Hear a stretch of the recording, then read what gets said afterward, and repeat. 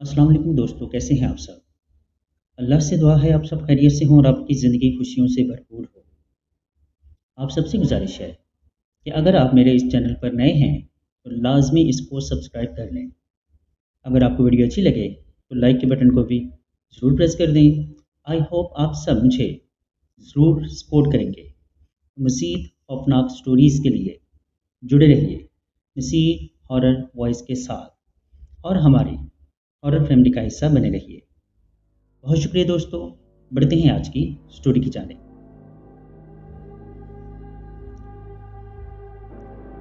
दोस्तों, ये स्टोरी आसिम की है, जिनका ताल्लुक शेखुपुरा से है। चलिए सुनते हैं आसिम की स्टोरी, उन्हीं की जुबानी। रात की तारीखी, सर्द हवा और पटरियों पर जमी हुई नमी, ये सब कुछ आम लगता है जब तक आपने खुद उस रास्ते से गुजरने की गलती ना की हो। दिन के वक्त रेलवे लाइन एक आम सा रास्ता दिखाई देती है, लेकिन जैसे ही घड़ी रात के 12 बजाती है और धुंध ज़मीन को लपेट में ले लेती है, उस जगह का मंजर बदल जाता है। लोग कहते हैं कि यहाँ कई साल पहले एक औरत अपने बच्चे के साथ हादसे का शिकार हुई थी। ट्रेन की बेरहम पटरियों ने उनकी ज़िंदगी को कुचल दिया और तब से उनकी रूहें चैन से नहीं सो सकी। गांव के बुजुर्ग अक्सर खबरदार करते हैं कि रात को पटरियों के करीब मत जाना, वहां कदमों की चाप सुनाई देती है। ज़्यादातर लोग इन बातों को पुरानी देहाती कहानियां समझकर नज़रअंदाज करते हैं, लेकिन जिन्होंने खुद वो आवाज़ें सुनी हैं, वो जानते हैं कि ये कोई वहम, डर या धोखा नहीं। मैं भी उनमें से एक हूँ। ये मेरी अपनी कहानी है। मैं वो शख्स हूँ जिसने उस पटरी पर वो चाप सुने, वो साया देखा और वो सरगोशी महसूस की जो आज तक मेरे दिलो दिमाग में गूंज रही है। मेरा नाम आसिम है। मैं शेखुपुरा के करीब एक छोटे से गांव का रिहायशी हूँ। ज़िंदगी आम सी थी।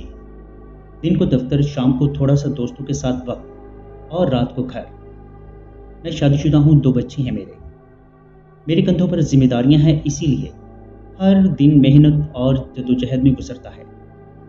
मेरे दफ्तर से घर का रास्ता 2 तरह का है, एक लंबा और महफूज, दूसरा छोटा मगर रेलवे लाइन के पास से गुजरता है। मैं हमेशा वक्त बचाने के लिए रेलवे लाइन वाले रास्ते को चुनता था।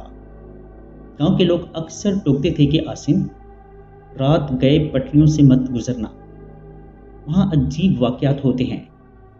लेकिन मैं हमेशा मुस्कुरा कर कह देता, ये सब पुरानी कहानियाँ डराने के लिए घड़ी जाती हैं।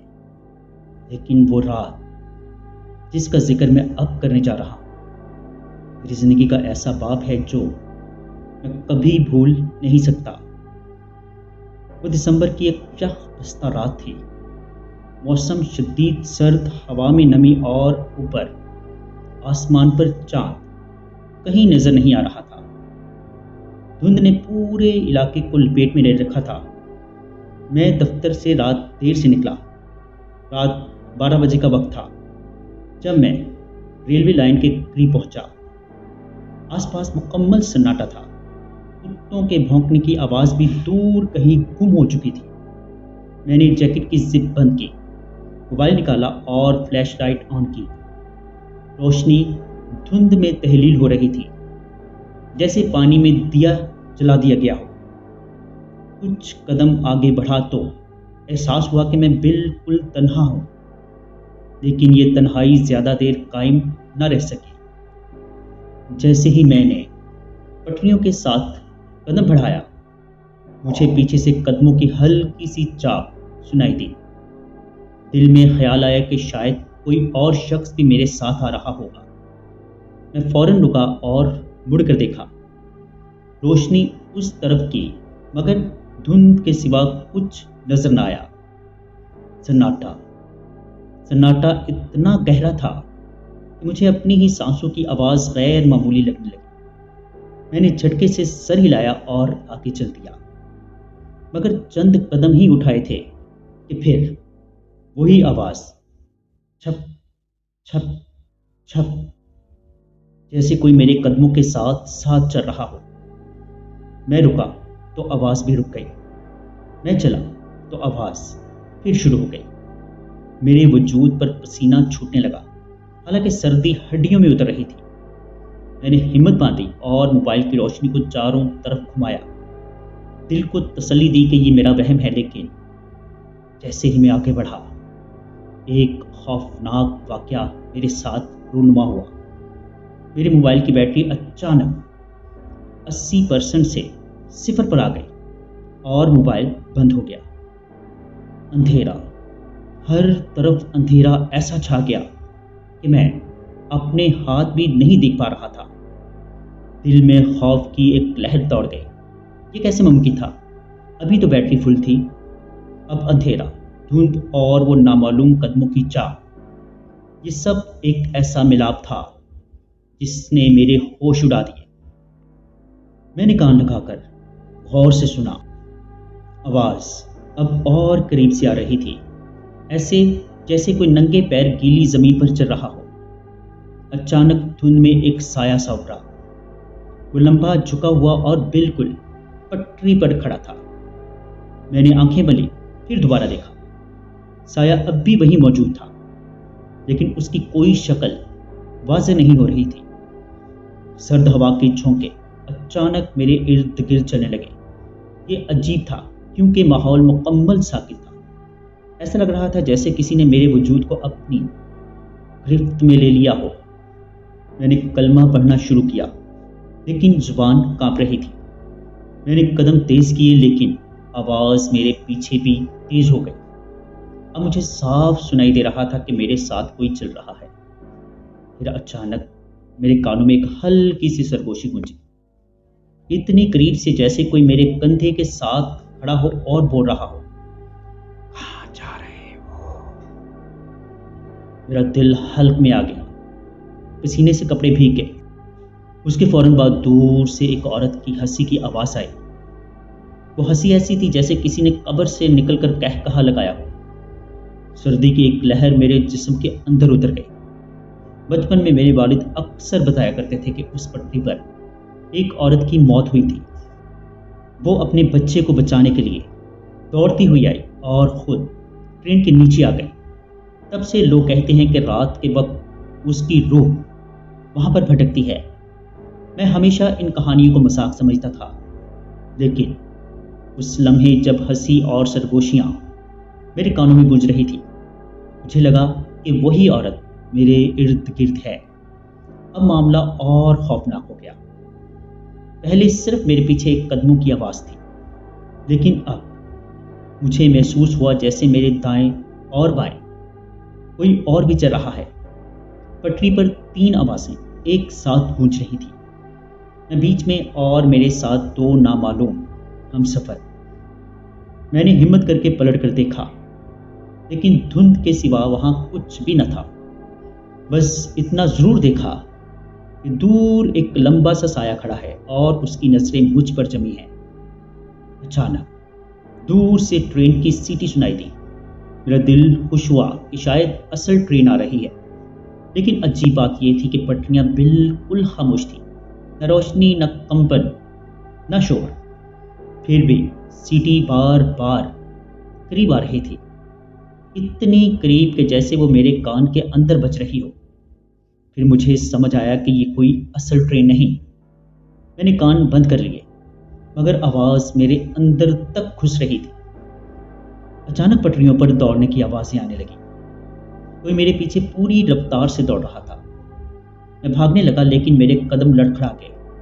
धुंध में कुछ भी मुझे नजर नहीं आ रहा था, बस सांस फूल रही थी और दिल फटने को था। मेरे इर्द गिर्द जैसे कोई कह कहे लगा रहा हो, कभी बाएं कान पर सरगोशी, कभी दाएं कान पर। मैंने अपनी सारी हिम्मत जमा की और पटरी छोड़कर कच्चे रास्ते की तरफ दौड़ लगा दी। मगर जैसे ही मैं मुड़ा, अचानक किसी ने मेरे कंधे को जोर से पकड़ लिया। मेरे जिस्म में बिजली की सी लहर दौड़ गई। कान के करीब एक औरत की आवाज गूंजी, तू यहां से कभी नहीं निकल पाएगा। इतना सुनते ही मेरी आंखों के आगे अंधेरा छा गया और मैं जमीन पर गिर गया। जब मेरी आंख खुली तो मैं सर्द जमीन पर पड़ा था। धुंध अभी भी छाई हुई थी, जिसमें ठंड उतर चुकी थी और सर दर्द से फटा जा रहा था। कुछ लम्हे तो मुझे याद ही ना आया कि मैं यहाँ कैसे गिरा। फिर आहिस्ता आहिस्ता रात का सारा मंजर जहन में वापस आने लगा। कंधे पर वो अजनबी हाथ, कान के करीब वो सरगोशी। यहाँ से कभी नहीं निकल पाओगे। मेरी रीढ़ की हड्डी में एक सर्द लहर दौड़ गई। मैंने चारों तरफ नजर दौड़ाई, वीरानी, सन्नाटा और पटरियां, मगर अब एक अजीब सी खामोशी हर तरफ छाई हुई थी, जैसे कुछ हुआ ही ना हो। लेकिन मेरे दिल को यकीन था कि मैं यहाँ पर अकेला नहीं हूँ। मैंने हिम्मत की और उठने लगा। कपड़ों पर मट्टी और नमी जमी हुई थी। अचानक मेरी नजर पटरी के पास जमीन पर पड़े अजीब निशानात पर गई। वो कदमों के निशान थे, लेकिन इंसान के नहीं। वो निशान छोटे थे, जैसे किसी बच्चे के पाँव हों, मगर गहरे और पटरी की कच्ची मिट्टी में धंसे हुए। और सबसे खौफनाक बात यह थी कि वो निशान मेरे इर्द गिर्द घेरे की शक्ल में बने हुए थे, यानी कोई मेरे गिर्द चक्कर लगा रहा था जब मैं बेहोश पड़ा था। मैंने जल्दी से चलना शुरू किया, लेकिन जैसे ही चंद कदम आगे बढ़ाए, दूर से एक आवाज आई। पहले हल्की, फिर करीब और फिर और ज्यादा वाज़ेह। ये आवाज किसी बच्चे के रोने की थी। रात के उस पहर रेलवे लाइन के पास किसी बच्चे का होना नामुमकिन था। मेरी आंखों के सामने एक ही तस्वीर आई, वो औरत जिसकी कहानी मैंने बचपन में सुनी थी, जो अपने बच्चे को बचाते हुए ट्रेन तले आ गई थी। क्या ये उसी का बच्चा था? क्या ये रोना हकीकत था या महज मेरा वहम? मैंने फैसला किया कि अब सीधा भागकर गांव पहुंचना है, लेकिन धुंध इतनी घनी हो गई थी कि हर सिमत एक जैसी लगने लगी।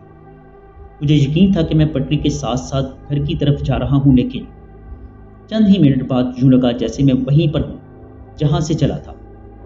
धुंध में अजीब अजीब साए मुझे नजर आने लगे, कभी कोई झुका हुआ, कभी ऊंचा, कभी नीचा। मैं लाइट जलाने की कोशिश करता रहा, लेकिन मोबाइल मुर्दा लाश की तरह मेरे हाथ में पड़ा था। फिर अचानक एक साया मेरे बिल्कुल करीब नमूदार हुआ। वो इतना करीब था कि मुझे लगा कि अभी मुझ पर झपट पड़ेगा, लेकिन जैसे ही मैंने आंख झपकी, वो गायब हो गया। अचानक पटरियां लरजने लगी, जैसे कोई भारी ट्रेन आ रही हो। मैंने दूर दूर तक देखने की कोशिश की, लेकिन रोशनी कहीं नजर नहीं आई। फिर भी शोर बढ़ता गया, सीटी की आवाज, पहियों की गड़गड़ाहट, सब कुछ इतना हकीकी था कि मैंने एक तरफ छलांग लगा दी ताकि ट्रेन मुझे कुचल न दे। लेकिन जब जमीन पर गिरा तो पटरियां बिल्कुल खामोश थी, न ट्रेन न शोर, बस मेरा दिल धड़क रहा था। मैं संभलने की कोशिश कर ही रहा था कि मुझे धुंध में एक औरत का साया दिखाई दिया। वो पटरी पर खड़ी थी, बाल बिखरे हुए और हाथ में जैसे कोई कपड़ा था। मैं पत्थर की तरह जम गया। वो औरत आहिस्ता आहिस्ता मेरी तरफ बढ़ने लगी। उसके कदमों की चाल वाज़ेह सुनाई दे रही थी, वही आवाज जो शुरू से मेरा पीछा कर रही थी। जैसे ही वो मेरे करीब आई, मैंने उसका चेहरा देखने की कोशिश की, लेकिन उसका चेहरा धुंध में ऐसे धुंधला था जैसे किसी ने जानबूझकर छुपा रखा हो। बस इतना नजर आया कि उसकी आंखें सुर्ख अंगारों की तरह जल रही थी। औरत रुकी नहीं, वो चलती रही, और इसके पीछे अचानक एक और वजूद उभरा, एक छोटा सा बच्चा। वो बच्चा रो रहा था, दोनों हाथ मां की तरफ फैला रहा था, लेकिन जैसे ही मैंने इसे गौर से देखा, मेरे रोंगटे खड़े हो गए। उस बच्चे के जिस्म का निचला हिस्सा गायब था, जैसे वो कटा हुआ हो। वो हवा में लटका हुआ अपनी मां की तरफ हाथ बढ़ा रहा था। मैंने चीखने की कोशिश की, लेकिन आवाज मेरे गले में अटक गई। अब औरत बिल्कुल मेरे करीब आ चुकी थी। उसने झुककर मेरे कान में सरगोशी की, काश मैं अपने बच्चे को बचा लेती, काश ट्रेन रुक जाती। उसके बाद वो जोर से चीखी। वो चीख इतनी भयानक थी कि मुझे लगा जैसे मेरे कान फट जाएंगे। मैंने जान बचाने के लिए दौड़ लगाई, लेकिन जितना तेज भागता इतना ही लगता कि वो औरत और बच्चा मेरे साथ साथ हैं। भागते भागते मुझे आखिरकार दूर गांव की मध्यम रोशनी नजर आई। दिल को जरा सुकून मिला, लेकिन उसी लम्हे मुझे अपने पीछे कदमों की चाप सुनाई दी। अब ये चाप एक नहीं बल्कि कई कदमों की थी, जैसे पूरा काफिला मेरे पीछे दौड़ रहा हो। मैं पलट कर देखने की हिम्मत न कर सका, बस दौड़ता गया और आखिरकार मैं अपने घर के दरवाजे तक पहुंच गया। जोर जोर से दस्तक दी। अंदर से मेरी बीवी ने दरवाज़ा खोला। मैं हाँफ रहा था, पसीने में भीगा हुआ और कपकपाता हुआ। बीवी ने हैरान होकर पूछा, आसिम क्या हुआ, कहाँ रह गए थे आप?